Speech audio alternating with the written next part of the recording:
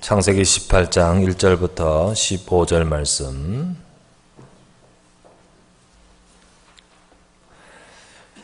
우리 이 말씀을 보겠는데요. 제가 봉독해 드리겠습니다. 여호와께서 만물의 상수리 나무들이 있는 곳에서 아브라함에게 나타나시니라. 날이 뜨거울 때 그가 장막문에 앉아 있다가 눈을 들어 본즉 사람 셋이 맞은편에 서 있는지라.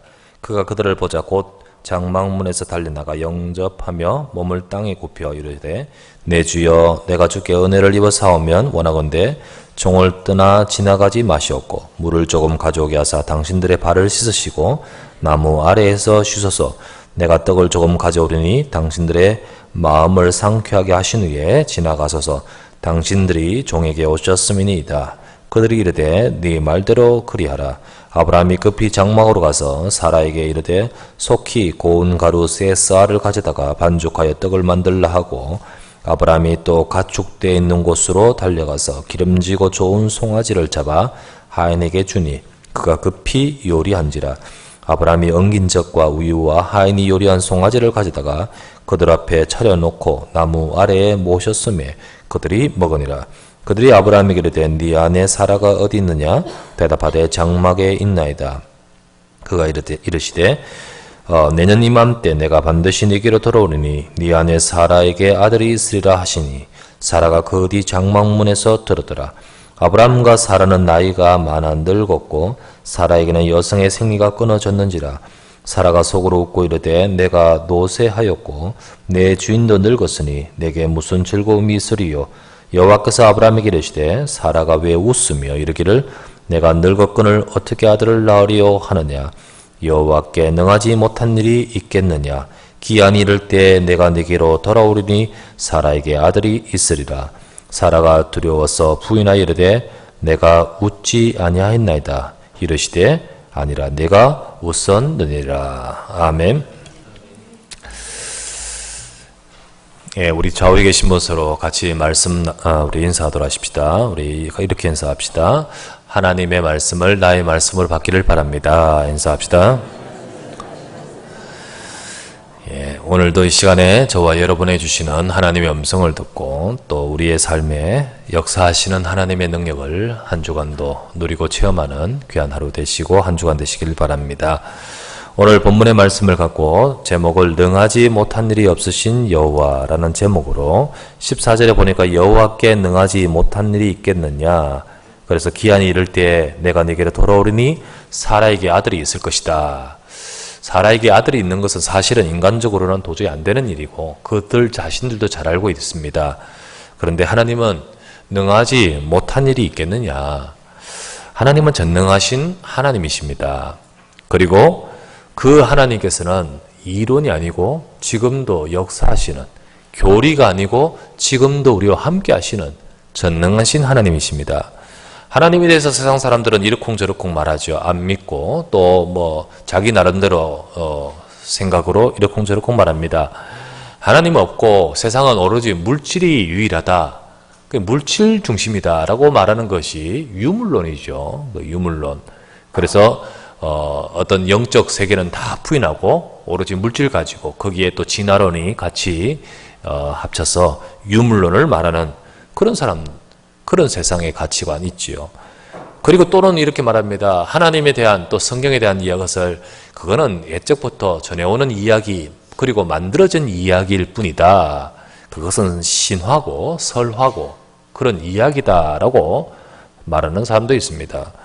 또는 이렇게 말합니다. 하나님 계신 건 맞겠는데 계시지만은 세상에 대해서 이러쿵저러쿵 하나님이 간섭하거나 다스리는 것은 아니다 라고 말합니다. 이거를 뭐라냐면 이신론이라고 합니다. 이신론. 이거는 우리 근대화되면서 계몽주의, 합리주의 될 때 자기 이성에 맞추어서 하나님을 논하고 하는 과정 속에서 자기 이성에, 합리성에 맞지 않으면 하나님 믿지 않아요. 그리고 모든 이 생각이요, 인간적인 머리, 이제 생각, 이성 중심인 거죠. 그래서 주로 엘리트들이요, 이렇게 생각할 수 있습니다. 하나님 계신 것은 생각하겠지만, 믿겠지만은, 그러나 내 삶에 내 모든 것에 간섭하시고 주관하시고 다스리시는 것으로는요, 그렇게 받아들이지 않는 거 있죠. 그러나 성경에는 뭐라고 하십니까? 시편 14편 1절 말씀에 말씀하시기를 어리석은 자는 그의 마음에 이르기를 하나님이 없다 하는도다 라고 합니다. 어리석은 자는 그의 마음에 이르기를 하나님이 없다. 그래서 그 어리석은 그 마음에 하나님 없다라고 말하죠. 그것이 바로 어리석은 마음이다. 사람들이요 삶이 스스로 이해 안 된다고 해서 하나님이 없는 것이 아니죠. 그의 마음이 내가 또 그의 생각이 다 충분히 이해 안 된다고 해서 하나님이 안 계신 게 아니죠. 예를 들면요, 큰 호수가 있습니다. 호수 안에 이 물고기가요, 물고기 한 마리가 있는데요. 그 물고기 호수에서 열심히 살고 있지만요, 그는 생각합니다. 내가 갇혀있다고는 절대 생각하지 않을 거예요. 생각을 그렇게 할지 안 할지 물고기가 모르겠지만은, 어쨌든 그 물고기는요, 자기가 큰 틀에 갇혀있다, 큰 호수 안에 갇혀있다고 생각하지 않고 열심히 살아갈 겁니다. 인간이요, 지금 우리가 큰 하나님의 주권 속에서 우리 인생을 다스리시는 그 하나님을 내가 못 본다고 해서, 내가 지금 이게 안 보인다고 해서 없니 있니 이러니 말하고 하는데요, 그 말하는 그 사람의 생명도 주관하시는 분이 하나님이신 거예요. 하나님은요, 그 사람의 생명의 날짜도 주관하시고요, 그리고 모든 것을 다 다스리고 주관하시는 하나님이십니다. 그래서 하나님은 지금도 역사하시고 모든 것을 주관하시되, 성경에 이런 말씀이 있죠. 참새 한 마리가 두 아사리온에 팔리는 것이 아니냐. 그 어느 것 하나도 한 마리도 하나님께서 허락하지 않으시면 땅에 떨어지는 법이 없느니라 라는 말씀이 있는 것처럼, 절대로 하나님은 모든 부분에 주관하시면서 하나님의 주관하심을 벗어날 것이 없습니다. 그래서 하나님은 지금도 그렇게 역사하고 계시는데, 그 하나님께서요, 하나님이 아침에 일어나서 우리의 마음이 조석지번 변하듯이 한 번은 이렇게 한 번은 저렇게 막 이렇게 하나님이 역사하시는 것이 아니고요, 하나님께서 역사하심과 하나님의 일하심의 속에서는 가장 중요한 변하지 않는 하나님의 영원성, 그 속에서 하나님의 목적이 있습니다. 섭리가 있고 경륜이 있고 목적이 있는데, 그 중에 가장 중요한 하나님께서 행하시는 중요한 목적이 뭐냐? 세상을 구원하실 하나님의 계획입니다. 그래서 하나님은 구원 목적을 두고 지금도 일하고 계시고, 그리고 그것을 두고 세상을 다스리는 겁니다. 지금도요, 저 세상 지구가 돌아가고 있고요, 그리고 지금도요, 온 삼라만성이 정확하게 움직이는 모든 것 가운데서 하나님은요, 그 속에 바로 우리 인간을 향한 세상을 살리는 하나님의 구원 계획 속에 역사하고 계시는 겁니다. 그것을 위해서 하나님은 일찍이 그리스도의 언약을 주셨고요, 그리고 그 언약대로 하나님은 역사 가운데서 그 그리스도의 언약을 따라서 이 땅에 예수님을 보내셔서 성취하셨고요, 그리고 지금도 그 그리스도의 예수의 이 복음을 통하여 세상을 살리도록 하나님은 세계복음화, 하나님은 지금도 행하고 계시는 것입니다. 전능하신 하나님은 이것 때문에 시대도 움직이시고 역사도 움직이시면서, 그러면서 그 속에 있는 개개인들, 우리 개인에게 역사하고 계시는 겁니다. 그 저와 여러분의 가정사, 우리의 삶의 인생, 모든 것들 하나님은 지금도 함께 하시고 역사하시는데, 그 속에 하나님의 중요한 목적이 바로 이것이라는 사실을 아셔야 됩니다. 바로 그 속에 아브라함 개인의 인생 속에서도 역사하시는 겁니다. 그래서 아브라함에게 일찍이 갈대아 우르에 그에게 있는 아브라함에게 그에게 찾아오셨고, 그를 불러내셨고, 그의 삶에 함께 하셨고, 위기 속에도 주님이 응답하셨고, 그 가운데 그의 인생의 중요한 문제들 속에 하나님께서는 하나님의 계획과 뜻을 따라 말씀을 주고 계신 겁니다. 자, 이런 아브라함, 오늘 성경에 보니까 하나님께서 그 언약을 이루시려고죠, 아브라함에게 오늘 말씀하시는데, 그 나이가 지금 99세인 아브라함의 지금 나이죠. 10절에 보니까 이렇게 말합니다. 하나님이 아브라함에게 말씀하시되 그가 이르시되 내년 이맘때 내가 반드시 네게로 돌아오리니 네 아내 사라에게 아들이 있으리라 하시니, 사라가 거리 장막문에서 들었어요. 그 이야기를 들었습니다. 그런데 아브라함의 나이가 이때가 몇 살이냐? 내년에, 그러니까 100세 때 아브라함은 자식을 이삭을 낳습니다. 지금 나이는 99세죠. 그때 사라의 나이는, 아내의 나이는 몇 살이냐? 사라는 90세에 아들을 낳습니다. 지금 현재 89세입니다. 그때 이 사라의 이 모습은요, 11절에 나오죠. 아브라함과 사라는 나이가 많이 늙었고 사라에게는 여성의 생리가 끊어졌는지라. 이미 오래전이죠. 오래전에 생산 능력은 없는 것입니다. 그런데 하나님이 이제 이때 오셔서, 이때 그에게 찾아오셔서 하나님의 언약을 이루시고자 말씀을 주시는 것입니다. 왜 하나님이 이렇게까지 오래도록 기다리시면서 이제서야 하나님이 그 옛날에 약속하신 대로 반드시 네 몸에서 날짜가 너의 언약을 네게에서 네 자식이 될 것이고 네 유업을 이을 것이고 그리고 하나님께서 하신 메시아 언약은 네게 성취될 것이다 하셨는데, 아니 왜 빨리 역사하지 않고 지금에서야, 이제 100세가 다 되는 이 시점에서야 말씀하실까요? 저는 생각해 보니까요, 혹시나 75세 때 나와서 곧바로 하나님, 그때까지 자식 없었지만은 하나님 말씀하신 대로 아들이 생겼는데 어떻게 보면 조금 착각하지 않겠습니까? 아, 내 건강이 회복되었구나, 뭐 이렇게 착각하지 않겠습니까? 그럴 수도 있잖아요. 그런데 하나님은 기다리십니다. 기다리셔요. 자기들의 힘이 아님을 확실하게 알게 하고자 기다리면서 100세가 되었을 때에, 그때 이제 하나님께서 그 약속대로 이루시는 겁니다. 그러면서 동시에 하나님은 아브라함에게 뭔가 되어줘야 할 부분이 있지 않겠습니까? 하나님은 아브라함을 뭔가 되어줘야 될 부분을 기다리고 계시는 거죠. 그것이 바로 하나님께서 역사하시는 시간표이기도 하고 또 하나님이 원하시는 것이기도 합니다. 여러분, 오늘 말씀대로 하나님은 못하실 것이 없는 전능하신 하나님인 줄 믿습니다. 여호와께 능하지 못한 일이 있겠느냐? 그렇죠. 하나님은 능력이 있는 전능하신 하나님인데 그 하나님이 지금도 역사하시고 아브라함에게 역사하셨듯이 똑같이 우리에게도 역사하십니다. 그러면 그 전능하신 하나님의 능력은 내 삶에는 어떻게 능력으로 그 능력이 임할 것입니까? 내 삶에는 전능하신 하나님, 능하지 못한 일이 없으신 여호와 하나님이 아브라함의 하나님이요 나의 하나님이신데, 그 아브라함에게 지금 언약을 성취하시고 이루시고자 100세의 아들을 허락하시는 그 능력이 임하는데, 오늘 이 시간 우리의 삶에는 이런 일 저런 일 수많은 일들, 사라도 아브라함도 생각합니다. 어떻게 이런 일이 될 수 있을까라고 스스로 생각할 수밖에 없는 그 상황, 그와 같이 우리의 삶에도 우리가 할 수 없는 많은 일들이 있을 것인데 거기에 전능하신 하나님은 지금도 역사하실 수 있는 거죠. 그러면 아브라함에게 그 전능하신 하나님의 능력, 능하지 못한 일이 없으신 여호와께서 역사하셨듯이 우리의 삶에는 어떻게 할 때 내 삶에도 이 전능하신 하나님의 역사와 응답을 볼 수 있을까요? 하나님께서 아브라함에게 역사하셨던 우리 삶에 어떻게 우리 삶에도 이런 역사와 응답을 볼 수 있을까? 오늘 우리는 그 부분을 생각하려고 합니다. 첫 번째입니다. 내 삶에 전능하신 하나님, 지금 나와 함께 하신 하나님이 전능하신 하나님, 못하실 것이 없는 하나님이 분명히 역사하시는 하나님인데, 내 하나님이 나의 삶에도 전능하심으로 역사하실 그 비밀은 무엇입니까? 첫 번째입니다. 여러분, 복음이 나의 복음이 되어야 됩니다. 복음이 나의 복음으로 깨닫게 되어지고, 복음이 나의 복음 되기를 하나님은 아브라함을 두고 기다리시듯 저와 여러분을 두고 기다리고 계십니다. 복음이 나의 복음 되어야 됩니다. 아브라함에게 주신 복음이 뭡니까? 후손으로 오시는 그리스도의 약속이지요. 그게 바로 아브라함에게 주시는 복음입니다. 그에게도 그 약속이 나의 복음이 되어야 돼요. 나의 복음이. 아브라함에게도.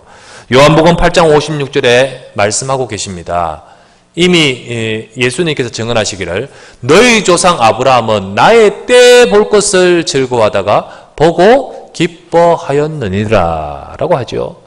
아브라함이요 복음을 받았습니다. 그리고 나중에 오실 그리스도, 내 후손으로 오시겠다 했지만은 그분이 그리스도요 메시아인 그분을 바라보고 그것이 바로 아브라함에게 주신 나의 복음이 된 것입니다. 여러분, 나의 복음, 그 복음이 나의 복음 돼야 돼요. 아브라함이요 단순히 자기 자식 없는 그런 자손 문제, 그리고 또 앞으로 잘 번창해야 될 것인데 그런 번성의 축복만을 염원하는 그런 차원에서 하나님을 바라보는 종교적 수준은 아닌 거 있죠. 지금 하나님이 약속하신 그 네 후손이 별과 같이 많겠다라는 것은 잘되게 하소서 이런 차원이 아닌 거예요. 하나님이신 언약입니다. 그리스도의 약속입니다. 아브라함은 바로 그 약속을 바라보는 거죠. 그것을 붙든 겁니다. 여러분, 복음이 나의 복음, 내가 종교적 수준으로 이 자리에 와서 잘되게 하소서, 또 내 삶에 복을 받게 하소서라는 차원이 아니죠. 여러분이 이 자리에 와서 복음 모르고 앉아있다면 종교적 수준 되는 거죠. 우리가 그리스도 나의 복음을 받아야 됩니다. 복음이 과연 뭡니까? 그러면 도대체 복음이 뭡니까? 로마서 1장 2절에서 4절에 참 잘 설명되기를, 이 복음은 하나님이 선지자들을 통하여 그의 아들에 관하여 성경에 미리 약속하신 것이라. 그의 아들에 관하여 말하면 육신으로는 다윗의 혈통에 나셨고 성결의 영으로는 죽은 자들 가운데서 부활하사 능력으로 하나님의 아들로 선포되셨으니 곧 우리 주 예수 그리스도시니라 라고 하셨습니다. 여기서 보니까 복음이 뭡니까? 복음은요, 하나님이 선지자들을 통하여 미리 약속하신 것이에요. 하나님이 선지자들을 통하여 미리 계속 약속하셨는데, 약속하신 그 약속의 주제가 뭡니까? 그 아들에 관하여라고 되어 있습니다. 그럼 복음은 뭡니까? 하나님이 성경에서 쭉 말씀하시는 중요한 주제인데 아들에 관한 것입니다. 그 아들, 바로 창세기 3장 15절에서 말씀하신 여자의 후손으로 오실 바로 그분에 관한 것입니다. 그분이 그 약속대로 말씀하신 대로 오셔서 죽으시고 부활하셨다라고 되어 있지요. 그래서 예수님이 오셔서 죽으시고 부활하셔서 능력으로 하나님의 아들로 선포되셔서 우리 인생의 문제인 창세기 3장의 문제를 다 해결하셨다. 이 사실이 바로 복음이라는 겁니다. 저와 여러분들이 가지고 있는 멸망할 수밖에 없는 근본적인 문제인 죄, 우리를 사로잡고 눈에 보이지 않게 확 잡고 있는 사탄의 권세, 아무도 벗어나지 못하고 하나님 절대 만나지 못하고 멸망 속에 있는 우리 인생을 구원하여서 하나님 만나게 하시는 그 이름, 그것이 바로 구원이며 그 이름이 바로 예수 그리스도이십니다. 그래서 예수 그리스도를 통하여 저와 여러분 인생에 구원받고 문제가 해결되어지고 저와 여러분의 모든 문제가 그 이름으로 해결되는 줄 믿습니다. 이게 바로 복음인 거예요. 이 복음이 명확하지 않고 이 복음을 알기는 알지만 나의 복음 돼야 됩니다. 이 복음이 진짜 내게 해답이 되어지고 이 복음이 바로 나의 해답으로, 내 인생의 해답으로 붙들어져야 되는 겁니다. 바울은 방금 말했듯이 로마서 1장 2절에서 4절 그렇게 말했잖아요. 그리고 바울은 로마서 제일 끝장 끝절에 이렇게 말합니다. 로마서 16장 25절에서 26절 말씀에 나의 복음과 예수 그리스도를 전파함은 영세전부터 감추어졌다가 이제는 나타내신 바 되었으며, 누구에게 나타내셨어요? 내게 나타내셨어요. 내게, 우리에게 나타내셨어요. 영원하신 하나님의 명을 따라 선자들의 글로 말미암아 모든 민족에 믿어 순종하게 하시려고 알게 하신 바 그 신비의 계시를 따라 된 것이니, 그냥 알아지는 거 아닙니다. 알게 해주시되 신비의 계시를 따라 알게 하셔서 그것이 내게 나타나셔서 나의 복음이 된 겁니다. 여러분과 제가요, 정말로 하나님이 내게 주신 이 복음이 깨달아지고 그것이 내 해답이 되어지고 그것이 바로 나의 복음이 되시기를 주의 이름으로 축원합니다. 바울이 고백했잖아요. 이 복음이라고 쭉 로마서 1장 말하고 나서 끝절에 뭐라 합니까? 나의 복음. 이 나의 복음. 그러니까 바울의 인생을 하나님이 축복하셔서 능하지 못한 일이 없으신 하나님이 함께 하시고 역사하시는 겁니다. 복음은 알지만은 이 복음이 내 삶의 해답이 돼야 되는데 그게 해답이 안 되면요, 한마디로 말하면 복음으로 충분하지를 못하는 거죠. 복음이 충분하지 못할 때 결국은 복음 아닌 다른 것을 붙들게 되는 거죠. 사실은 다른 것을 붙듭니다. 내 경험을 붙들고 내 지식을 붙들고 내 인격을 붙들고 혹은 내 부정적인 상처와 영적 문제에 사로잡혀서 그것에 얽매여서 그것에 집착하면서 그것만을 가지고 살아가는 인생이 되는 겁니다. 말은 복음이라 말하지만 사실은 근본적으로 그 자기가 붙든 그 바탕에는 뭐가 있죠? 결국 창세기 3장처럼 내가 주인인 것입니다. 결국은 내가 주인이고 내 것을 붙들고 있는 것입니다. 그리스도로 답을 얻지 못하고 내가 주인 되어 살다 보니 늘 내 삶은 내 수준 속에서 갈등하게 되고 내 수준 속에서 염려하게 되고 그리고 그 속에서 불신앙으로 살아갈 수밖에 없는 것입니다. 특히 엘리트들은 더 그렇습니다. 왜? 가진 것이 많아요. 집이 있고 자동차 있고 이거 말고요. 그거는 아니잖아요. 그거 진짜 가진 것이라고 하는 것은 뭐냐? 속에 있는 거, 속에 있는 거. 근데 이 속에 있는 것이요. 엘리트들이 자기 생각이 많고 자기가 갖춰진 자기 나름대로 정립한 것이 많아요. 그러니까요. 그리스도로 해답을 얻고 그리고 그리스도 앞에서 믿음 갖기가 사실은 힘들어요. 여러 가지 이렇게 생각이 될 게 많아요. 자기 위신도 있고 또 자기가 생각하는 생각하는 것도 있고 그러다 보니까 이성적으로 갈등이 되기도 하고 많은 것들이 있습니다. 그래서 때로는 참 이렇게 엘리트들을 조금 수준 있는 사람들은요, 하나님 앞에서 무릎 꿇기가 사실 쉽지는 않아요. 그래서 하나님은 때로는 정말로 엘리트들에게 그들도 사랑하셔서 복음 앞에서 주는 그리스도이시여 참 이렇게 고백이 되어지는 은혜가 있어야 되는데 그렇지 못할 때는 은혜를 주시기 위해서 때로는 특별 코스를 준비하기도 하는 거예요. 그래서 정말 많은 것을 가지고 있는 사람이요, 하나님 앞에서 내려놓지 못할 때 하나님 앞에 내려놓을 수밖에 없는 상황이 되도록 만드는 거죠. 때로는 정말 자기 인생의 어떤 건강상의 문제라든지 때로는요 그 어떤 것보다 바꿀 수 없는 자식의 그 어떤 관계라든지 그럴 때 탁 무릎 꿇는 거예요. 그럴 때 왜요? 하나님께서 정말로 이 복음을 그의 인생의 해답으로 얻을 수 있도록 만드시는 과정이지요. 우리가 잘 아는 우리 이 시대에 지성이라고 하는 또 우리 이어령이시지 않습니까? 박사님. 그분이 정말로 이렇게 무신론자였고 사실은요, 원래는요. 그런 어떤 지성인으로서 사람들에게 많은 영향을 주는 사람이었고 우리 초대 장관이었고 참 많은 활동하셨던 그분인데 그런데 그런 그가 하나님 앞에 무릎 꿇는 계기는 누구였죠? 자기 딸이었잖아요, 딸. 물론 그 딸 이민아 목사는 천국 갔지만요. 그 딸이 질병을 속에서 투병하고 그러면서 또는 회복도 되었고 그러다가 또 물론 이렇게 나중에 천국 갔지만 그 모든 과정 속에서 딸과 함께 하시는 하나님을 본 거예요. 그리고는 그의 인생은요, 지성에서 영성으로 바뀌는 거죠. 하나님 앞에 서게 되는 겁니다. 한 예였지만요, 세상에는요, 지금도 마찬가지입니다. 똑같이 우리 개개인들 속에 하나님은 복음을 주시는데 이 복음이 나의 복음 돼요. 그렇지 않고 내 것이 많고 또는 혹은 이 복음이 아니라 그리스도로 해답을 얻지 못할 때 스스로 힘드는 거죠. 그리고 하나님은 진짜 우리에게 이 인생에 찾아오셔서 이 그리스도의 인생으로 그리스도로 우리 인생에 축복받도록 역사하시도록 주님은 우리의 삶을 말씀 주시고 계십니다. 우리는요, 이 시간 이 자리에 계신 여러분들 갈라디아 2장 20절에 되시길 바랍니다. 내가 그리스도와 함께 십자가에 못 박혀 죽었나니 못 박혔나니 그런즉 이제는 내가 사는 것이 아니요 오직 내 안에 그리스도께서 사시는 것이라.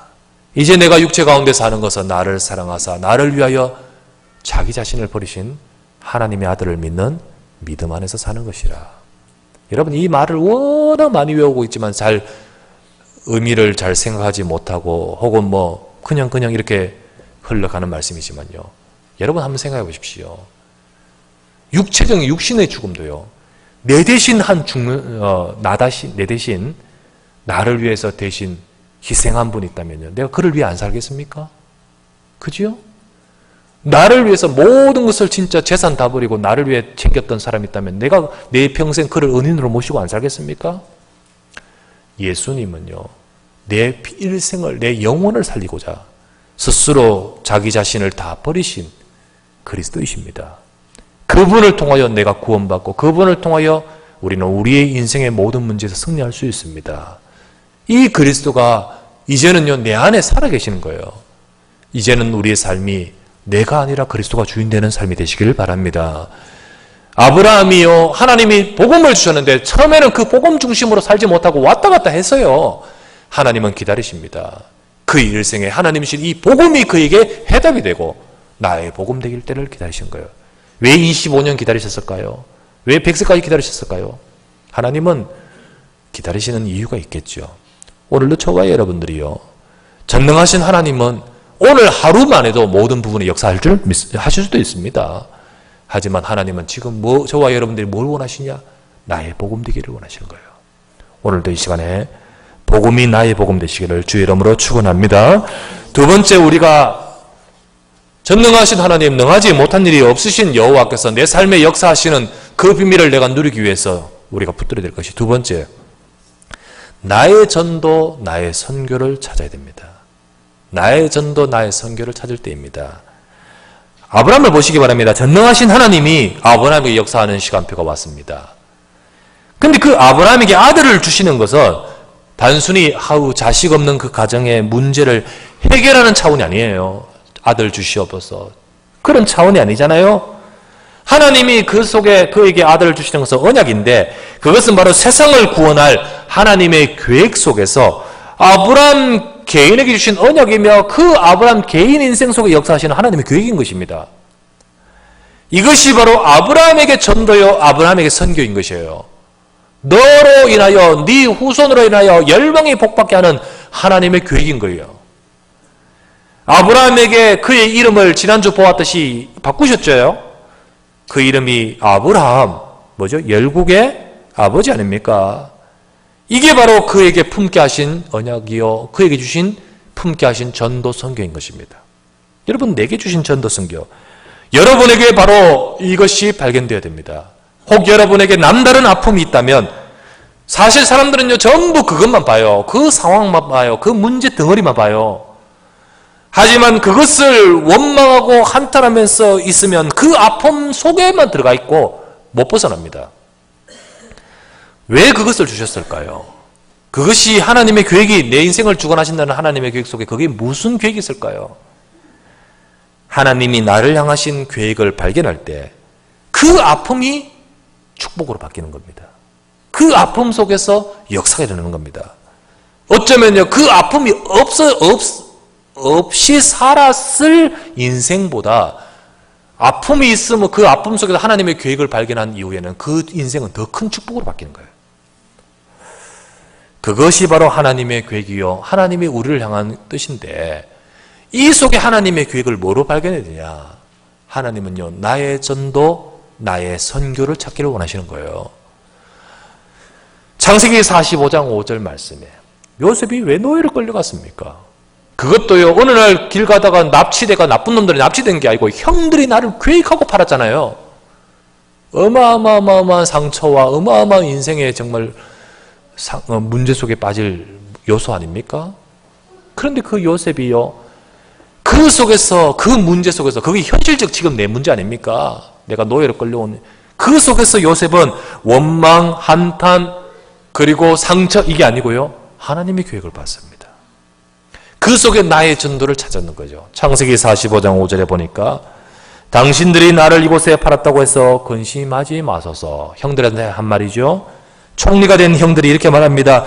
당신들이 나를 이곳에 팔았다고 해서 근심하지 마소서. 한탄하지 마소서. 하나님이 생명을 구원하시려고 나를 당신들 먼저 보내신 것입니다. 그런즉 나를 이리로 보내신, 8절 말씀에 이렇게 나오죠. 그런즉 나를 이리로 보내신 이는 당신들이 아니요 하나님이십니다. 하나님이 나를 바로에게 아버지로 삼으시고, 그리고 온 집의 주로 삼으시며 애굽 온 땅의 통치자로 삼으셨나이다. 당신들이 나를 팔아서 그거 팔았는 그것 때문에 나를 바로의 아버지로 삼으시고, 그 바로의 왕궁의 온 집의 주로 삼으시고 온 애굽 땅의 통치자로 삼으셨다. 요셉을 어떻게 만드신 그 과정이요, 정말로 당신들이 나를 판 그 과정을 통해 하나님이 행하신 역사를 알았기 때문에 이 축복을 받는 거죠. 요셉은 알고 있습니다. 형들이 처음에 팔았는 것 때문에 처음에는 원망했고 했겠지만은 그런 나의 복음이 있는 사람이에요. 그러면서 나의 전도를 찾았어요. 하나님이 나를 이곳에 왜 있게 하셨냐? 내 인생에는 왜 이런 문제가 들이닥쳤냐? 하나님이 나를 통하여 세상을 살리는 하나님의 계획이 있구나. 그거를 붙들고 기도하는데 요셉 스스로의 상황, 요셉의 능력과는 상관없이 하나님이 주변에 행하시지 않습니까? 그래서 요셉하고 상관없이 꿈꾸게 하시고, 요셉하고 상관없이 다른 사람 꿈 해석 못하게 하시고, 요셉하고 상관없이 요셉이 꿈 해석 잘한다고 추천되게 하시고, 바로 앞에 가서 요셉의 능력이 아니라 하나님 주신 지혜로 꿈을 해석하게 하시고, 요셉하고 상관없이 바로의 마음을 감동하게 하시고, 결국은 총리가 되고 온 집의 온 통치자가 되고 애굽의 통치자 되게 만들지 않습니까? 결국은 이 속에요, 나의 전도를 찾은 요셉이 있기 때문입니다. 여러분, 하나님은 전능하신 하나님인 줄 믿습니다. 노예 감옥에 있는 죄수도 총리로 바꿀 수 있는 전능하신 하나님이시죠. 지금 이 시간에 있는 우리의 모든 것들을 하나님은 전능하신 하나님, 역사하시는 분이시죠. 우리는 그 속에 하나님의 계획, 하나님이 역사하실 계획을 바라야 됩니다. 나의 전도, 나의 선교입니다. 우리는 그걸 찾아야 돼요. 브리스가 부부를 보십시오. 하루아침에 로마에서 쫓겨났습니다. 그것만 보면요, 원망이 와요. 그것만 보면요, 내 인생은 왜 이럴까 좌절이 와요. 그런데 그 브리스길라 아굴라가 하나님의 계획을 발견할 때 특별히 나의 전도, 나의 선교를 찾는 거예요. 바울을 만나고 나서, 그래, 하나님께서 바로 이 고린도에 오게 하신 이유가 이 사람과 더불어서 세계복음을 하라는 하나님 뜻이구나.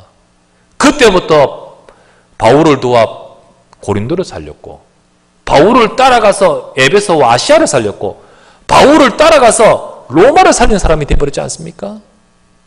나의 전도, 나의 선교를 찾을 때 하나님은 브리스길라 아굴라의 그 가정에 역사하셨고요, 경제를 축복하셨고요, 쫓겨났던 그 쫓겨난 것이 아니고요, 하나님의 축복으로 바꾸셨습니다. 하나님의 역사와 응답이 어디 있습니까? 나의 전도, 선교를 찾을 때요. 우리 각자는 다 다릅니다. 때로는 문제도 있고 능력도, 달란트도, 직장도, 현장 다 다릅니다. 하지만 하나님은 지금도 똑같이 세상을 살리는 구원 목적을 두고 역사하고 계십니다. 그 속에서 하나님께서 내게 향하신 하나님의 계획이 무엇인가? 모두가 다 하나님의 구원 사역 속에서 내 인생의 의미를 찾아야 됩니다. 나의 전도, 나의 선교를 발견하시기를 주의 이름으로 축원합니다. 내가 내 있는 현장, 내 만남, 이 속에서 하나님, 나를 통하여 이 복음이 전해지고 나를 통하여 세계복음 하는데 내가 쓰임받도록 나의 삶, 내 회사, 내 직장, 내 업, 내 달란트, 내 가정, 하나님께 쓰임받을 수 있도록 언약을 잡으시길 주의 이름으로 축원합니다.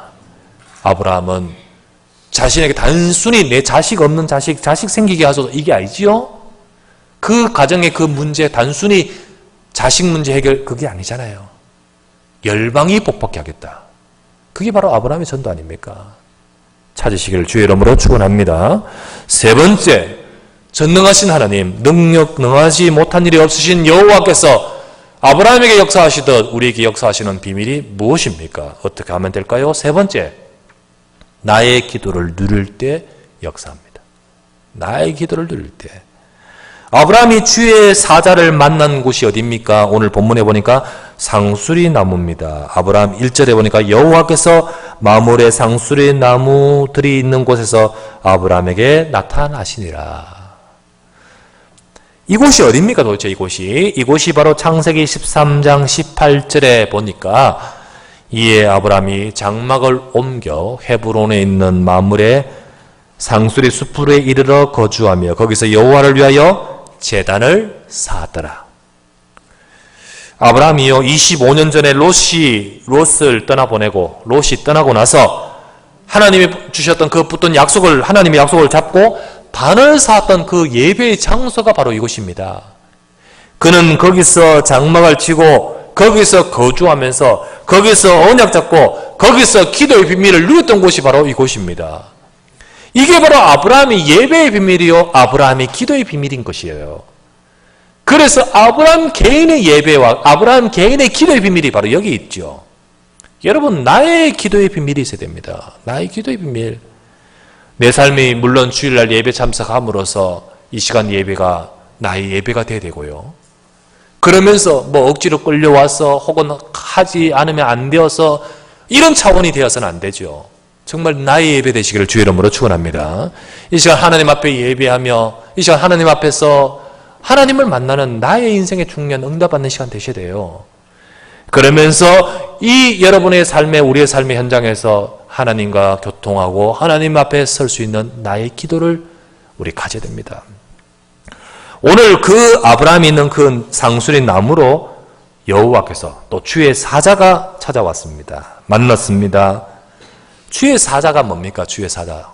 주의 사자는요, 하나님이 일하시기, 역사하기 위해서 또 하나님이 바로 보내시는 주의 사자입니다. 하나님의 일을 이루기 위해서 일을 하는 영적 존재죠. 시편 103편 20절에서 22절 말씀에 이렇게 있죠. 능력이 있어 여호와의 말씀을 행하며, 이 주의 사자들은 능력이 있습니다. 능력이 있어 여호와의 말씀을 행하며 그의 말씀의 소리를 듣는 여호와의 천사들이여 여호와를 송축하라. 그에게 수종들며 그의 뜻을 행하는 모든 천군이여 여호와를 송축하라. 그들도 역시 여호와의 지으심을 받은 자입니다. 여호와의 지으심을 받고 그가 다스리는 모든 곳에 있는 너희여 여호와를 송축하라라고 하셨습니다. 바로 주의 사자들, 바로 영적 존재들, 하나님은 주의 사자들을 통하여 중요한 계획을 이루시도록 하나님의 일하심 속에 이들을 보내시는 겁니다. 여러분, 내가 하는 기도, 나의 이 시간 기도를 통하여 우리는 바로 이 영적 비밀을 누리는 것입니다. 단순히 내가 기도합니다, 이 차원이 아니고요. 여기서 기도하는 가운데 내가 기도하는 그 자리, 내가 예배하는 그 자리에 하나님의 영이 임하고 하나님의 나라가 임하고 주의 사자들이 일하는 것을 여러분 믿으시길 바랍니다. 내가 기도하는 그 시간에 흑암의 권세는 무너지고 하나님의 나라가 임하여 주의 사자의 활동, 그래서 하나님의 말씀을 행하고 하나님의 말씀을 성취하도록 하나님의 일을 이루도록 역사하는 비밀이 그 속에 담겨 있습니다. 여러분, 이 기도의 비밀을 가지셔야 됩니다. 내가 잠시 5분 기도하지만은 이 시간 전능하신 하나님은 나와 관계된 모든 시공간을 초월하는 주님의 역사하심으로 나와 관계된 모든 곳에 역사하실 줄 믿습니다. 여러분, 이 기도의 비밀 속에서 내 힘이 아니라 하나님의 능력 누려야 됩니다. 내가 삶을 살고 일하고 공부하는 모든 곳에 내 힘이 아닌 영적인 힘과 능력을 얻게 만드는 것이 바로 기도이다. 그것이 바로 기도의 축복인 것입니다. 그래서 여러분이 내게 주신 이 복음의 약속, 나에게 주신 나의 전도, 이것을 언약을 잡고 내 현장에서 이 축복을 누리는 행복한 나의 기도의 비밀을 가지셔야 돼요. 행복한 나의 기도의 비밀. 거기에 기도해야 된다, 이게 힘드는 억지로 해야 된다 이러면 힘들죠. 하지만 그 시간이 바로 영적인 힘이 오고 그 시간이 바로 하나님이 역사하시는 비밀을 아는 자라면 그 시간이 바로 행복한 시간 아니겠습니까? 그 시간 바로 정말 굉장히 큰 축복된 시간 아니겠습니까? 행복한 나의 기도의 비밀을 가지게 됩니다. 기도는 문제, 답답한 거 이거 해결을 위해서 주님께 요구하는 것이 아닙니다. 기도는 그 문제뿐만 아니라 내 인생 전체와 모든 것을 주관하시는, 또 지금도 역사하실 수 있는 그 전능하신 하나님, 그분과 교제하는 것이 기도입니다. 기도는 하나님이 이 문제 해결해 주세요 라고 막 요구하는 것이 기도가 아니고, 이것뿐만 아니라 내 인생 전체와 모든 것을 다스리시는 그 전능하신 하나님과 함께 교제하는 것이 기도입니다. 임마누엘이 기도입니다.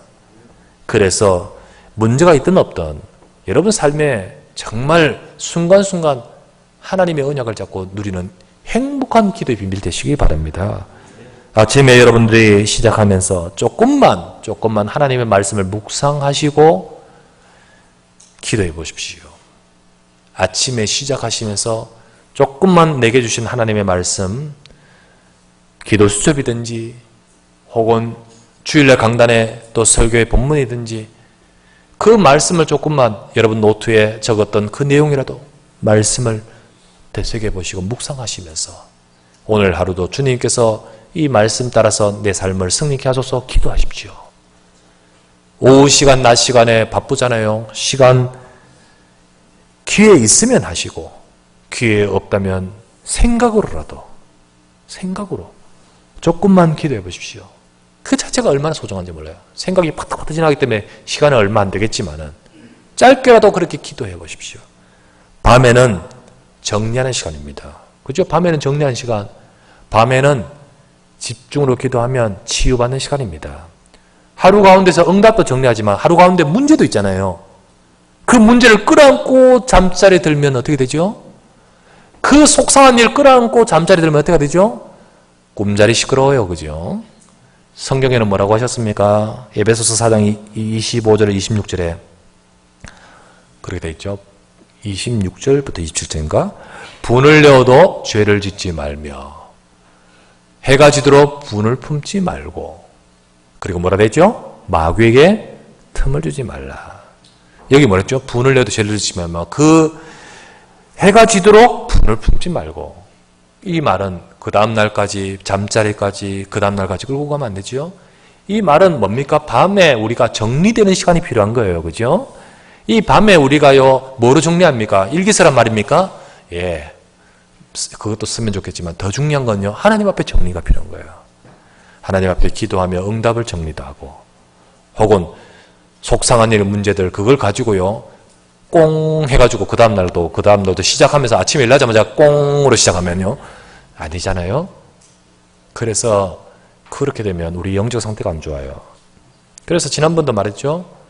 이 마귀 중에 제일 표시 안 나면서 제일 심각한 마귀가 무슨 마귀? 은섭이라고 했죠. 은섭이. 은근히 섭섭한 이게 딱 자리 잡으면요 절대 빠져나가지도 않고 별로 표시도 안 나기 때문에 발견도 안 되고 그래요. 그 꽁 이게 문제고 그러면 안 되죠. 정리 다 하고 그러면서 기도하고 하나님의 계획을 찾고 그래서 그 저녁에요 정리가 된다는 말이 무슨 말이죠? 치유된단 말이에요. 치유. 밤에 치유도 되어지고 힘을 얻게 됩니다. 이 기도의 비밀이요 사실 그 하루만 해도 사실 굉장히 큰 힘인데 이게 내 삶에 누려진다면 나의 기도로 자리 잡는다면 이게 바로 뭡니까? 전능하신 하나님의 역사하시는 비밀입니다. 우리는 그 축복을 누리게 됩니다. 아브라함이 상수리 나무 아래서 축복을 누렸듯이 우리의 삶은 바로 이 비밀을 가지고 살아가는 저와 여러분 되시길 바랍니다. 그래서 나의 복음, 나의 전도 선교, 그리고 나의 기도 이걸 가져야 돼요. 우리 집사님은 지난번에 우리 기초 훈련하면서요 하면서 내가 하는 전도 이걸 전도해야겠다 은혜 받으면서 어떻게 하면 좋을까? 내가 잘할 수 있는 이걸 가지고 영상을 만들면서 어떻게든 내가 아는 지인에게 복음을 전할 수 있도록 해야겠다. 그게 또 하는 중심이 좋죠. 나의 전도가 되는 거죠. 어제 우리 선교국 모임을 가졌는데 윤현 장로님 말씀하시더라고요.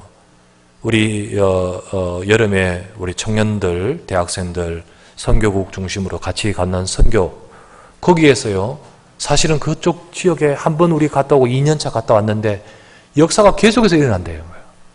그 이후에 교회가 힘을 얻고 거기서 캠프팀이 구성되고 계속 캠프할 수 있도록 다 응답을 받아가는데 이번에 만나니까요 목사님 이번에 꼭 정말 딴 데 보내지 말고 우리 교회 보내주세요.